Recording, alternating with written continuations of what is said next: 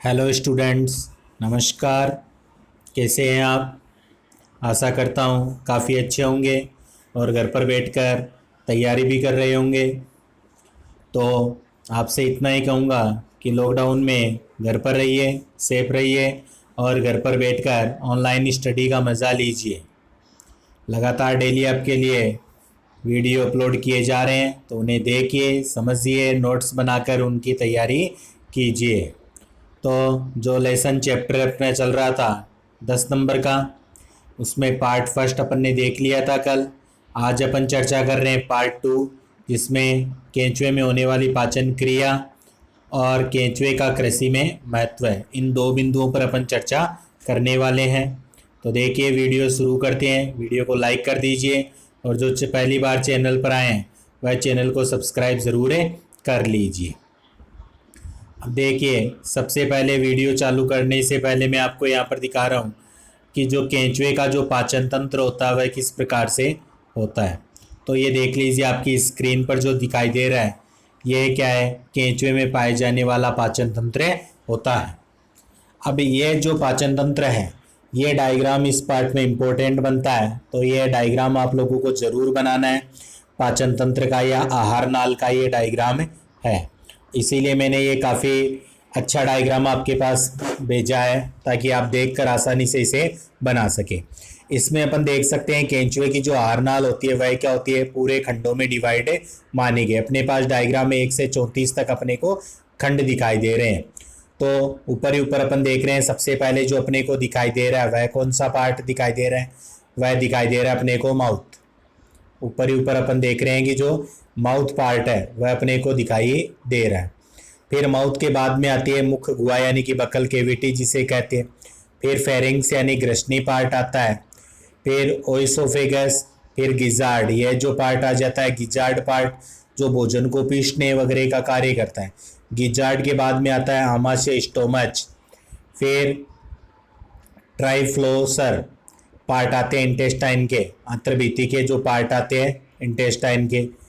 फिर सिक्कम जो पार्ट होता है वह आता है अपने इंटेस्टाइनल का सिक्कम। फिर लिम्फ जो ग्रंथियां होती है उनके बारे में दे रखा है, लिम्फ ग्लैंड अपन कहते हैं कि यहाँ पर पाई जाने वाली ये ग्रंथियां दिखाई दे रही है 2। फिर अपन कहते हैं टाइफ्लोसोलर पार्ट ऑफ इंटेस्टाइन, ये नीचे तरफ दिखाई दे रहा है, इंटेस्टाइनल ल्यूमेन दिखाई दे रहा है ये। और सबसे नीचे की ओर टाइफ्लोसोले दिखाई दे रहा है। तो इस प्रकार से अपन कह रहे हैं कि इस डायग्राम में पूरा जो अपने को पार्ट है वह दिखाई दे रहा है। अब आप लोगों को करना क्या है इसके अंदर? यह जब डायग्राम बनाए अपन, तो इस डायग्राम में आप लोग करोगे क्या? अच्छे प्रकार से इस डायग्राम को बनाना है, अच्छे प्रकार से नामांकित करना है। डायग्राम बनाते समय एक बात जरूर ध्यान रखना कि खंडों का विशेष ध्यान रखना है, यानी कि प्रत्येक जो पार्ट है वह खंड के हिसाब से बटा हुआ होता है कि कौन से खंड में कौन सा भाग होता है, उसी अकॉर्डिंग आप लोगों को यह डायग्राम बनाना है। फिर आगे देखिए, फिर आगे चलते हैं अपन वीडियो में। इसको थोड़ा सा जूम करके भी मैं आपको दिखा सकता हूँ। ये देख लीजिए कि किस प्रकार से माउथ पार्ट पाया जाता है, buccal cavity, pharynx, oesophagus, gizzard, stomach, ये पूरे जो पार्ट है, सिक्कम पार्ट, लिम्फ ग्लैंड, ये सारा अपन को जूम कर करके आप लोगों को इसे बनाना है। यह डायग्राम बनाने के पश्चात अपन ने कल कर लिया था, आंतरिक संरचना पढ़ रहे थे, 5 बिंदु अपन ने कर लिए थे। 6वां बिंदु क्या आएगा? पाचन तंत्र, उसके बारे में चर्चा करते हैं। तो देखिए, पाचन तंत्र, डाइजेस्टिव सिस्टम। केंचुए का पाचन तंत्र, केंचुए का जो पाचन तंत्र होता है वह शरीर की पूरी लंबाई में फैला रहता है, जो मुख से शुरू होकर गुदा तक जाकर खत्म भी हो जाता है, जिसके निम्न भाग होते हैं। तो भी अपन ने देखा था, सबसे पहला पार्ट कौन सा आता है इसका? मुख आता है, माउथ। तो यह प्रथम खंड पर स्थित होता है, जो देखने में अर्धचंद्राकार छिद्र के रूप में होता है। परितुंड यानी कि पेरिस्टोमियम जो होता है, सबसे ऊपरी भाग, जो भोजन का प्रवेश द्वार यही होता है।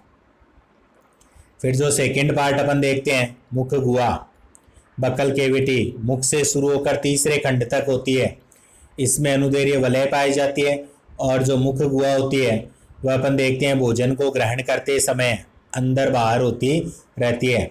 भोजन को जब ग्रहण करते हैं तो यह अंदर बाहर होती है, यह भोजन को ग्रसनी में पहुंचाने का कार्य करती है।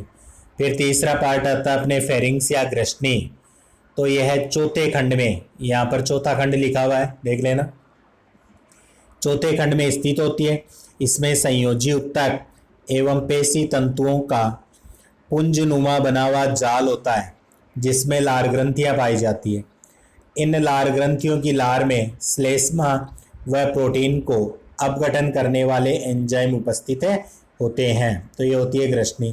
फिर अपन बात करते हैं ग्रसिका की। चौथा पार्ट होता है ग्रसिका, ओइसोफेगस। तो यह देखिए, यह 5वें से 8वें खंड तक फैली हुई संरचना होती है। यानी कि अपन देखेंगे चौथे खंड में तो अपन देख रहे थे ग्रसनी पार्ट था, अब यहाँ पर अपन देख रहे हैं 5वें से 8वें खंड तक जो फैली हुई संरचना होती है। इसमें किसी भी प्रकार के भोजन का पाचन नहीं होता है। ग्रसिका चाहे मनुष्य में देख लीजिए, चाहे जीव जंतु में या केंचुए में, किसी प्रकार का पाचन नहीं होता है।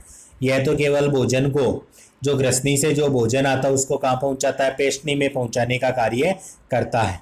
अब 5वें नंबर की जो संरचना इसमें अपने को दिखती है वह कौन सी होती है, पेशनी, गिजार्ड नाम से इसे जानते हैं। इसका क्वेश्चन मोस्टली पूछा जाता है। तो यह कहाँ होती है, यह 8वें और 9वें खंड के मध्य अंडाकार आकार में होती है। 8वें और 9वें खंड के मध्य अंडाकार आकार में होती है। यह पेशीय तंतुओं की गांठदार रचना होती है। पेशीय तंतुओं की एक गांठदार रचना होती है जो क्या करती है, भोजन को पीसने का कार्य करती है। तो कई बार क्वेश्चन आ जाता है पेशनी का मुख्य कार्य क्या होता है। तो पेशनी क्या करती है, ग्रसनिका ग्रसिका से आया हुआ जो भोजन होता है उसको क्या करती है, बारीक टुकड़ों में पीसने का कार्य करती है, यानी पेशनी या गिजार्ड। फिर देखिए स्टोमच यानी कि आमाशय। अब आमाशय में अपन पढ़ेंगे कि आमाशय किस प्रकार से भोजन को आगे कार्य करता है। तो देखिए यहाँ पर आमाशय पेशनी के पश्चात का भाग जो छोटी संकरी नलिका नुमा 9वें खंड से 14वें खंड तक फैला होता है वह क्या कहलाता है, आमाशय या स्टोमच कहलाता है। आमाशय की भीतरी सतह में अनेक वलन पाए जाते हैं, अर्थात आमाशय की भित्ति अंदर फोल्ड किए हुए होती है। इसकी भित्ति में कैल्सीफेरस ग्रंथियां पाई जाती, इसकी जो भित्ति होती है ना उसमें कैल्सीफेरस ग्रंथियां पाई जाती है जो मिट्टी के ह्यूमिक अम्ल को उदासीन कर देती है। इसके कैल्सीफेरस ग्रंथियां पाई जाएगी, मिट्टी के ह्यूमिक अम्ल, ह्यूमस अम्ल पर उपस्थित होता है मिट्टी में, उसे क्या कर देगी, उदासीन प्रकृति का कार्य देती है। यह आमाशय का कार्य होता है। आमाशय के बाद में अपन कहते हैं कि अगला पार्ट आता है आंत्र, इंटेस्टाइन। तो यह आमाशय से अधिक चौड़ी एक नलिका होती है जो 15वें खंड से शुरू होकर अंतिम खंड तक फैली रहती है। 15वें खंड से शुरू होती है और अंतिम खंड तक फैली रहती है। इसे 3 भागों में डिवाइड किया जा सकता है। इसे मुख्य 3 भागों में अपन डिवाइड करते हैं। फर्स्ट आता है पूर्व टिप्लोसोलर क्षेत्र, जिसे प्री टिप्लोसोलर रीजन भी कहते हैं। तो यह 15वें खंड से 26वें खंड के बीच स्थित होता है। 15वें से 26वें खंड के बीच में पाया जाता है और इसके आंतरिक भित्ति में छोटे छोटे रसांकुर पाए जाते हैं, यानी विलाई उपस्थित होते हैं। आंतरिक भित्ति में छोटे छोटे रसांकुर पाए जाते हैं जो भोजन का अवशोषण करते हैं। ये भोजन का अवशोषण करते हैं। इसके 26वें खंड पर एक जोड़ी पार्श्वीय शंकु उभार पाए जाते हैं। इसके 26वें खंड पर एक जोड़ी पार्श्वीय शंकु उभार पाए जाते हैं जिसे आंत्र सिका या इंटेस्टाइनल सिका के नाम से भी अपन जानते हैं। इसका जो अग्रस सिरा होता है ना वह क्या होता है, बंद होता है, तथा ये 22वें व 23वें खंड तक क्या होते हैं, फैले हुए होते हैं, जिसे अपन क्या कहते हैं, पूर्व टिफ्लोसोलर क्षेत्र के नाम से अपन जानेंगे। तो यह 15वें से 26वें खंड के बीच स्थित होगा। छोटे छोटे रसांकुर पाए जाते हैं जो भोजन का अवशोषण करते हैं। 26वें खंड पर एक जोड़ी पार्श्व शंकु पाए जाते हैं जिन्हें आंत्रसिका कहते हैं। इनका अग्र सिरा बंद होता है और ये 22वें या 23वें खंड तक फैले हुए होते हैं। ये बात हुई प्री टिफ्लोसोलर रीजन या पूर्व टिफ्लोसोलर क्षेत्र की। सेकंड जो आएगा वह आएगा टिप्लोसोलर क्षेत्र, यानी कि टिप्लोसोलर रीजन। तो वह 26वें से था। यह देखिए आगे ये 27वें खंड से अंतिम 23 से 25 खंड को छोड़कर शेष खंडों में होता है, शेष खंडों में पाया जाता है, जिसे आंत्रवलन या टिप्लोसोलर कहते हैं। इसमें जो रसांकुर होते हैं ना, उनका आकार क्या होता है, पहले की तुलना में बड़ा होता है। रसांकुर बड़े आकार का होता है, जिससे भोजन अवशोषण की जो सतह होती है ना, वह क्या होती है, बढ़ जाती है। यानी कि रसांकुर अपन कहेंगे उनका क्षेत्रफल बढ़ेगा, तो अपन मानेंगे भोजन अवशोषण की जो सतह होगी उसमें भी क्या हो जाएगी, बढ़ोतरी हो जाती है। फिर जो थर्ड पार्ट आता है अपने, वह कौन सा आता है, पश्च टिप्लोसोलर क्षेत्र आता है। तो यह 23वें खंड से 25वें खंड तक फैला होता है, जिसे अपन मलाशय के नाम से भी जानते हैं। 23वें खंड से 25वें खंड तक फैला रहता है, इसे मलाशय भी कहते हैं। इसकी भित्ति क्या होती है, पतली होती है, एवं इस भाग में टिफ्लोसोल नहीं होता है। भित्ति पतली होती है और इस भाग में टिफ्लोसोल नहीं होता है। यह क्षेत्र जो होता है गुदा द्वारा बाहर खुलता है, यानी 23वें से 25वें खंड तक फैला है, मलाशय कहलाता है। भित्ति पतली होती है, इस भाग में टिफ्लोसोल नहीं पाया जाता और यह क्षेत्र क्या कहलाता है, गुदा द्वारा बाहर खुलता है। फिर अगला पार्ट दे रखा है गुदा या एनस। तो गुदा या मल द्वार यह शरीर के आखिरी खंड के पश्चिम छोर पर खुलता है। गुदा या मल द्वार जो होता है यह शरीर के आखिरी खंड के पश्चिम छोर पर खुलता है, जिससे अपचित भोजन के पदार्थ व मिट्टी के कण, अपचित भोजन के पदार्थ व मिट्टी के कण छोटी छोटी गोलिकाओं के रूप में बाहर निकलते हैं, जिसे कृमि कास्टिंग्स कहते हैं।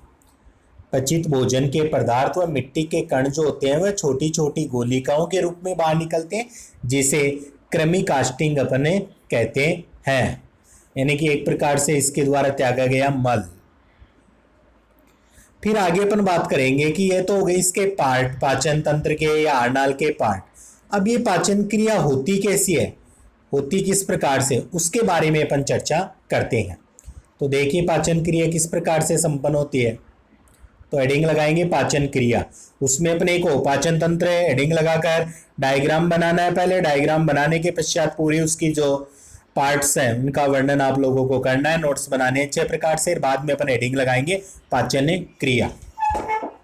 तो इसमें देखिए पाचन क्रिया में अपन क्या करेंगे कि मिट्टी के कणों के साथ, यानी मिट्टी के जो कण होते हैं उनके साथ कार्बनिक पदार्थों को मुख्य गुहा से खींचने के पश्चात भोजन ग्रसनी में पहुंचता है। यानी कि केंचुए का जो भोजन होता है वह क्या होता है, अपन देखते हैं केंचुआ क्या खाता है, मिट्टी को खाता है। केंचुआ अपन खाता है, मिट्टी को खाता है केंचुआ। तो उस मिट्टी के कणों के साथ जो कार्बनिक पदार्थ होते हैं मिट्टी में, वे भी क्या होते हैं, मुख के अंदर जाते हैं। या अपन कह सकते हैं केंचुए का जो भोजन होता है, सड़ी गली पत्तियां वगैरह या साग सब्जी के छिलके वगैरह जो होते हैं, फल फ्रूट वगैरह, ये इनको खाने का कार्य ये कर सकता है। तो मुख्य रूप से मिट्टी को खाता है, तो कार्बनिक पदार्थ अंदर पहुंच जाते हैं। तो मुख्य गुहा से यह कहाँ पहुंचते हैं, फिर ग्रसनी में पहुंच जाते हैं। अब ग्रसनी की जो लार होती है ना, उसमें म्यूसिन, ग्रसनी की लार में म्यूसिन भोजन को नम और जो प्रोटीएज एंजाइम होता है, म्यूसिन एंजाइम तो क्या कर देगा, भोजन को नम बनाएगा, और जो प्रोटीएज एंजाइम होता है वह क्या कर देता है, प्रोटीन का पाचन करने के लिए वहां पर स्त्रावित होता है। यानी क्वेश्चन आ जाता है कि ग्रसनी की लार में मुख्यतः कौन से एंजाइम उपस्थित होते हैं, तो म्यूसिन और प्रोटीएज एंजाइम वहां पर उपस्थित होते हैं। ये वहां पर स्त्रावित किए जाते हैं, किस लिए, भोजन का यानी कि प्रोटीन का पाचन करने के लिए स्त्रावित होते हैं। जब भोजन ग्रसिका से होता हुआ पेशनी में पहुंच जाता है, भोजन ग्रसिका से होता हुआ पेशनी में जाता है, तब पेशनी द्वारा भोजन को महीन करने के लिए यानी पीसने के लिए इसको पीसा जाता है, बिल्कुल बारीक बना दिया जाता है इसको पीस कर। तो अपन कहते हैं वहां पर इसे पीसा जाता है, तो इसे पीसा जाता है। इसके पश्चात भोजन आमाशय में पहुंचने पर, इसके पश्चात जब भोजन आमाशय में पहुंच जाता है, पहुंचने पर आमाशय की भित्ति की जो कैल्सीफेरस ग्रंथियां होती है वे क्या करती है, ह्यूमिक अम्ल को उदासीन कर देती है। जो वहां पर अपन मान सकते हैं कि ह्यूमिक अम्ल होता है, उसे क्या कर देती है, उदासीन करने का कार्य करती है। अंत में भोजन के आंत्र में पहुंचने पर आंत्र भित्ति से पाचक रस, ट्रिप्सिन, पेप्सिन, लाइपेज का स्त्राव होने से वसा, प्रोटीन व स्टार्च का पाचन हो जाता है। यानी कि अपन देखेंगे आंत्र भित्ति से पाचक रस निकलते हैं, ट्रिप्सिन, पेप्सिन और लाइपेज। इनके स्त्राव से अपन देखेंगे कि ट्रिप्सिन जो होता है वह वसा का पाचन, पेप्सिन प्रोटीन का और लाइपेज जो होता है स्टार्च का पाचन करता है। तो ये वसा, प्रोटीन व स्टार्च का पाचन हो जाएगा। आंत्र में पाए जाने वाले रसांकुर व टिफ्लोसोल से भोजन के अवशोषण की जो क्षमता होती है ना, उसमें क्या होती है, बढ़ोतरी होती है। भोजन के अवशोषण की क्षमता बढ़ जाती है और इस प्रकार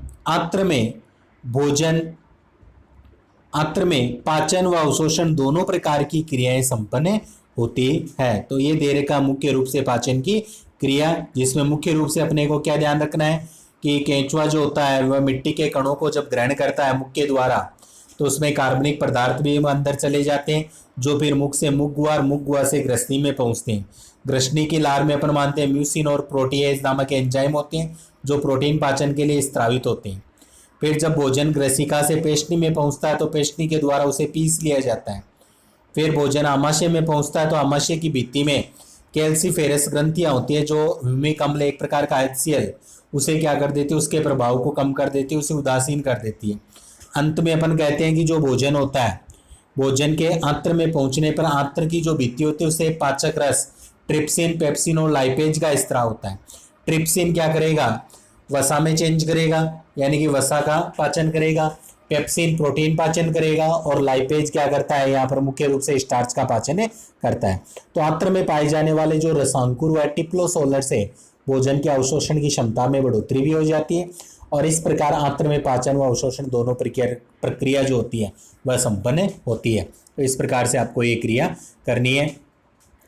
उपयुक्त सभी क्रियाओं के पश्चात अपचित भोजन जो होता है वह मिट्टी के कणों के साथ छोटी छोटी गोलियों, यानी जिन्हें क्रमी कास्टिंग कहते हैं, के रूप में गुदा से बाहर निकाल दिया जाता है, जो कुंडलित ढेर के रूप में अपने को देखने को मिलता है।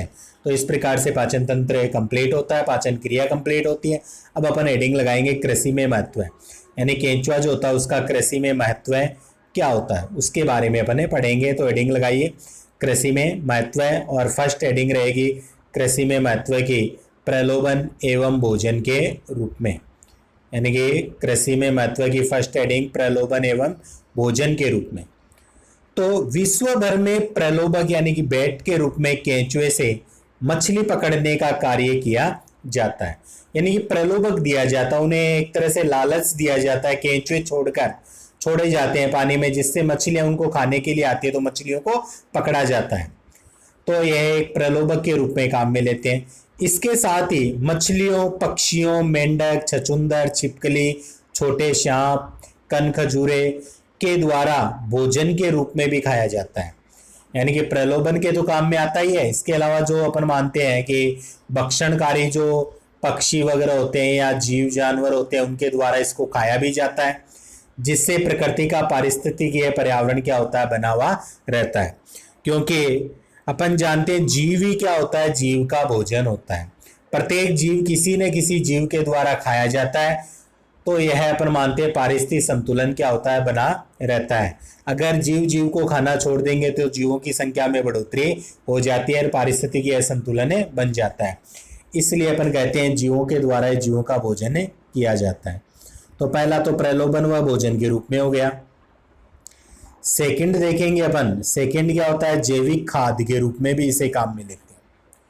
तो केंचुए को क्या कहते हैं, किसान का मित्र। केंचुए को क्या कहते हैं, किसान का मित्र कहते हैं, फ्रेंड ऑफ फार्मर।